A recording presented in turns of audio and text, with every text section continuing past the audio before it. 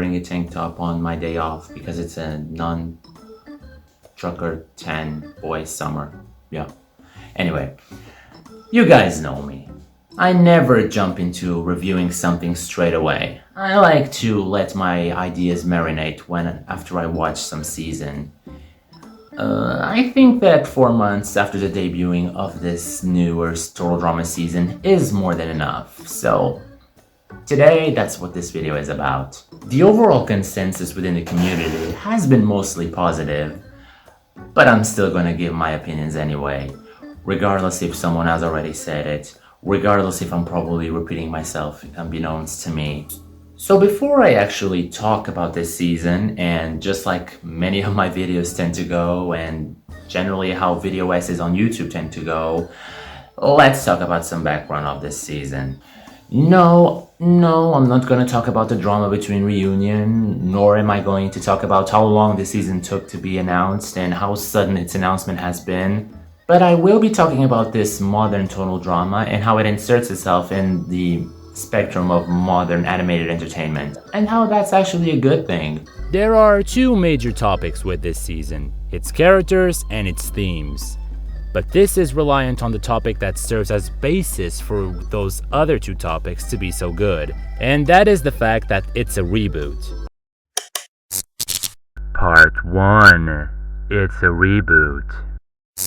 In my review of Clone High, I scratched the surface of this topic, and I did it because I was saving it for this video. Nowadays, it seems like reboots have been a trend in modern animation, all over the world. But have you ever wondered why certain great shows of the past tend to get these reboots, and some others that were actually just as great in quality don't get the same treatment? The answer to that question is monetary. Reboots have always favored the shows that have spawned great commercial franchises. Did the Powerpuff Girls actually need any sort of reboot? Well, no, but look how marketable they were and how much profit they made outside of its plain show. The brand spawned clothing lines, endless toys, accessories, fashion products, video games, the list goes on. Did Ben 10 actually need a reboot after just 2 years of it being over? Well, no, but how many toys, video games, and clothing lines did Ben 10 spawn? The Digimon Adventure series. How many more times can they restart their story with plot contrivances, each one more convoluted than the last? Well, to try to cash in on a nostalgic buck, they can do anything. Same can be said for the Animaniacs. To sell them to you, the viewer, the marketing tactic was to put on a facade that Animaniacs and Pinky and the Brain were coming back and be produced by Steven Spielberg. But that's it, really. No other characters like the Good Feathers or Chicken Doo get any love from the production. We are gonna make a fortune with this show.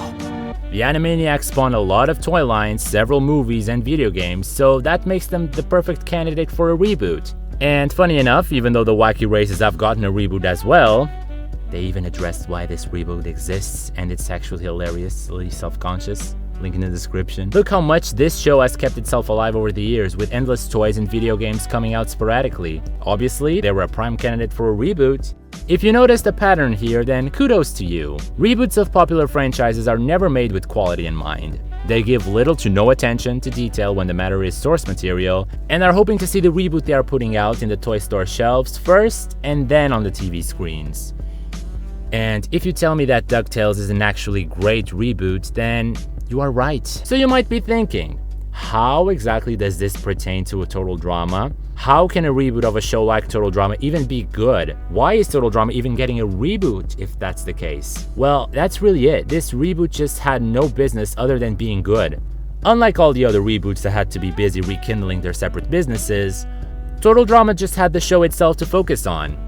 Unlike its rebooted peers, Total Drama never had any sort of toys to sell. No video games, no clothing lines except those at the merch store they've put out after the fandom was dying. The only thing I would argue that Total Drama ever did would be Total Drama Island Totally Interactive. Without the need for the budget and attention to be split into merchandising licenses, video game and toy production, and marketing, what's the main focus gonna be? Well, that's obvious. The show itself.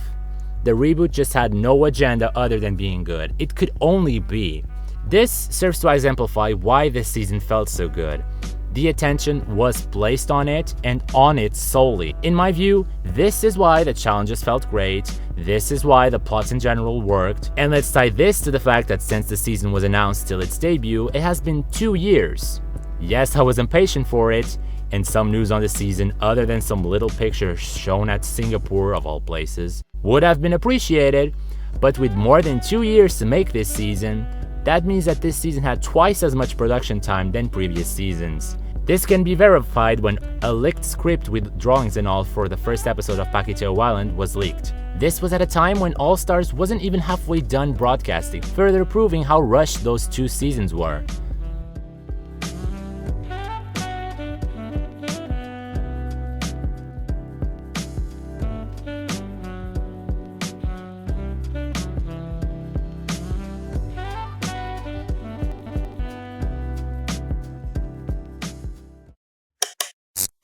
Part 2. The characters. I have to say this now, but I will be referring to Pakiteo Island many times throughout this video. But I honestly feel like it serves as a nice way to compare this season to what the Total Drama crew has done in the past, and since it's the most recent example that we've had of a previous season, just don't be mad at me for referring to it as much, okay? Alright. One factor that plays into the quality of this season is that its creators have really dug back into what made the first seasons of Total Drama great. This is a competition show, not a slice of life show. The reason why some products of the Total Drama franchise can oftenly go down as weak is that the competition aspect just takes a back seat in them. Competition is the essence of this show. Why didn't we care for Total Dramarama? Because the product was stripped of the main thing that made us watch it. Competition. I've always wanted to make this reference in one of my videos, and I'm gonna do it now. But a very similar thing can be said about the Wacky Races from 1968. Though the main characters for the most part tend to be Dick Dastardly and Mudley, the shenanigans that the other racers do to outwit each other and see in which place each racer finishes in every race was always something that, as a kid, made me tune in to watch. The Wacky Races just felt like a concept for a cartoon that was so different from cartoons of that era. It still pulled all those slapstick gags from back in those days, but the meat of it was made for you to root extra hard for the car you wanted. And to have them placing inside the top 3 was something that felt so rewarding for watching. Compare it to the modern day Total Drama, the same kind of feeling can be found in it, though in a more different way. The reason why I'm making this comparison is because just like the characters in the Wacky Races, the characters are the reason we watch Total Drama. Root extra hard for a character, hoping for you to see it in the next episode and just maybe win the whole competition. And in order for us as a viewer to feel motivated to root for these characters have to be motivated when the topic is the competition. And for the most part, all the characters this season were written to play the game, be them casual players that are aware that they can mess with people's minds while still having fun, and players conducting a study on people of our age finding themselves a need to stay in the game for as long as possible, be them people that just want to win at all costs, be them people that play by the rules and are motivated to win the whole game, be them people that want to win and take charge with an iron fist, be them people that want to use their techniques used at the sports they play to lead their team in a respectable manner. Compare this to the cast of Total Drama Pakiteo Island. The characters were two-dimensional and just 4 references to a pop culture icon. What exactly were the motifs of a singing princess wannabe girl? Or a beatboxer? Or an evil twin? Or an evil guy? Or a disguised sociopath? When this is what you are presented to as characters you have to root for, it gets harder to watch a show. And thankfully, you never see a character like that in this reboot. Some characters might be inspired loosely in real-life characters, but not specifically. Yeah, we have influencers and teenagers trying to follow their parents' aspirations rather than their own, or people like Ripper. I've met a few. But they aren't specific examples, they are independent characters, and that's exactly why we just keep on coming back to the original cast. Just like them, this cast is authentic. It's free to be itself and not what its inspiration was. And now let's address the villainous characters. I had forgotten how great it feels to have a fitting villain back on this show. Not just 1, not just 2, but maybe 3 villains. Like I said, the characters were written to treat this like a game. And the villains they chose to use, Julia, Bowie, and MK, treat this like a game. something that the many attempts of a villain in Paqueteo while in All-Stars did not. And practically none of them were actually characters that felt focused in the game. And fortunately, this is quite the opposite for all the villains this season. There is MK, that flies under the radar and takes advantage of what was going on in the back of the game, and watching the confessionals for her progress. Julia was definitely not the most threatening of villains, but her strategy was very high risk, high reward. To get far in a game like this, you cannot be antisocial, and Julia did the opposite of that. So her strategy just shifted into winning immunity. Not the most smartest of strategies, but in a real-life situation, what else can the others do other than dealing with you if they can't win immunity? She was sorta like Heather, but with an even more nasty personality. But at least her continuous survival was more justified due to the amount of challenges she has won. Her stay in the game does not feel forced because she isn't given an immunity pass just because. And finally, Bowie. Unlike the other two, his villainy doesn't come from being a bad person, it comes from playing the game.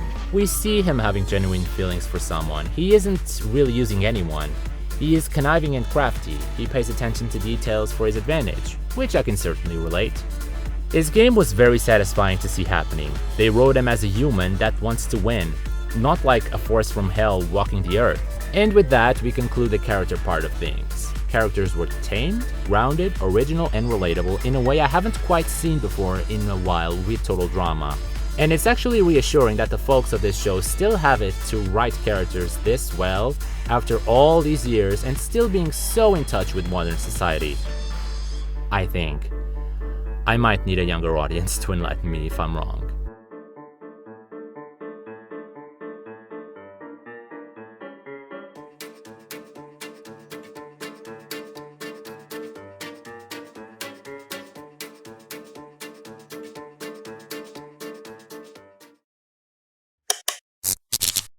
Part 3. Themes.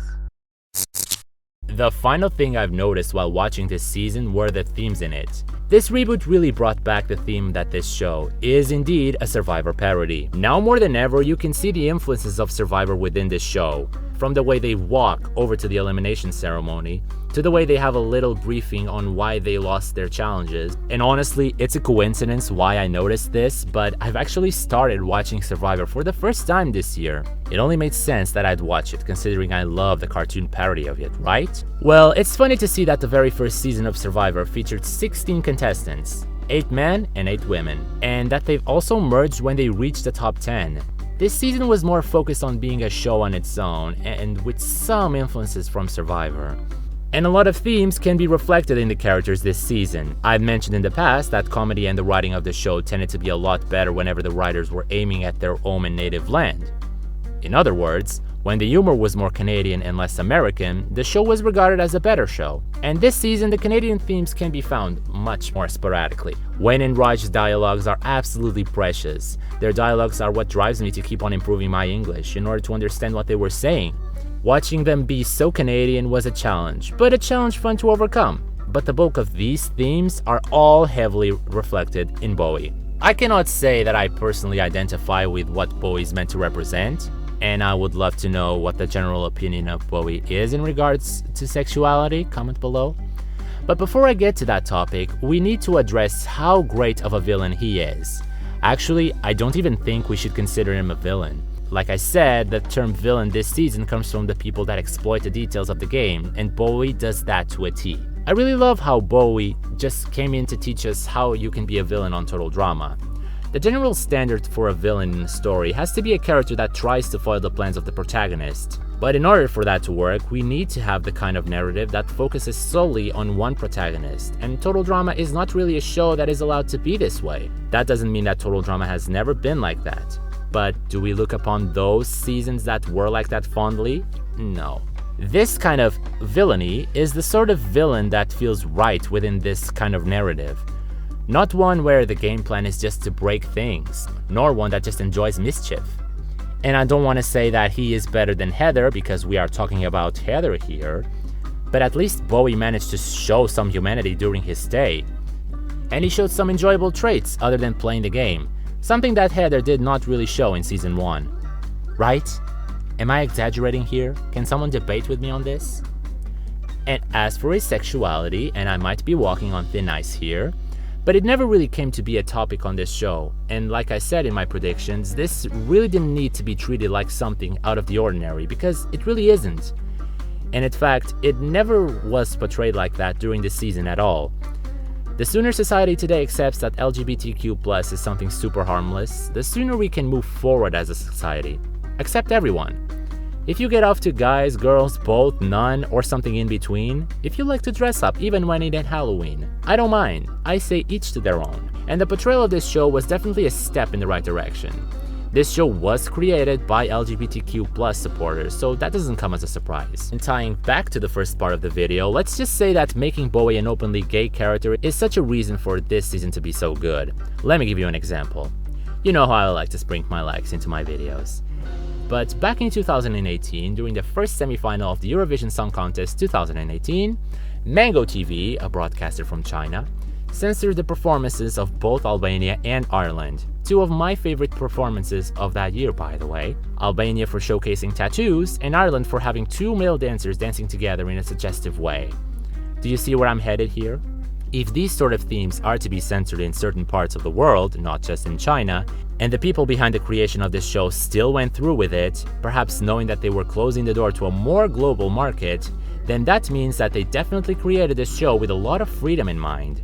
They prioritized doing what they wanted instead of appealing to a much broader market.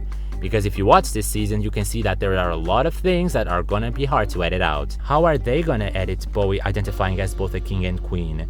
How are they gonna edit out Raj admitting he is gay? How are they gonna edit out Bowie kissing Raj? This all to say that the evident passion from the creators of this show is definitely there if you squint. Clearly, the creators of this show weren't thinking solely on money. They wanted to make a product that was something they could be proud, and not something that felt rushed, like previous seasons did. And that really should serve as an example for any content creators. Prioritize the quality of your product, never rush it. And that concludes the good things about this season. Of course, there are some minor bad things, but honestly, tried as I might, I cannot put into words why those things might be bad without sounding extremely nitpicky. They really did go all out with this season. And for you tapping in the comments, it's woke culture. No one should like this. Forget about that. It's not woke culture. If it was, trust me, I wouldn't like it. As for my final conclusion, this season is definitely a big leap in quality from the total drama products we've been getting over the past decade. Damn. In spite of me being a little disappointed with the 13-episode format, somehow they managed to give us a great piece of total drama in such a small period of time. And all they had to do was really just shift the focus more to the point that this is a game. I would have preferred to see our beloved Total Drama castmates back, as in #Justice for Lindsay and Courtney, but this cast was so good that I honestly don't even miss them as much as I probably should. And because this season takes place 15 years after Total Drama, then I think they kinda burned that bridge. Who knows, maybe they will make a season of rookies versus veterans. If they do it, I'm taking 100% of the profit, okay? I also appreciated that the people on the internet have always lifted the question that this is the same island that sank into the lake, myself included. So in general, Total Drama Island 2023 was a great season. How does it rank in my top of seasons? Well, highly. I might need to freshen up this video. But for now, I give this season an incredible grade. I must admit that the quality of writing in it is extremely evident and that the future of this show looks positive, even if reality TV competitions in real life aren't as popular as they were back in 2007. It might be in contention to be my favorite season, but I might need to wait for the following season to be released so that I can form a critical opinion on that matter. But for now, I must admit I am very pleasantly surprised by this show and I cannot wait for the next product to come. A feeling that was not felt by me back when Total Drama All-Stars ended back in 2013.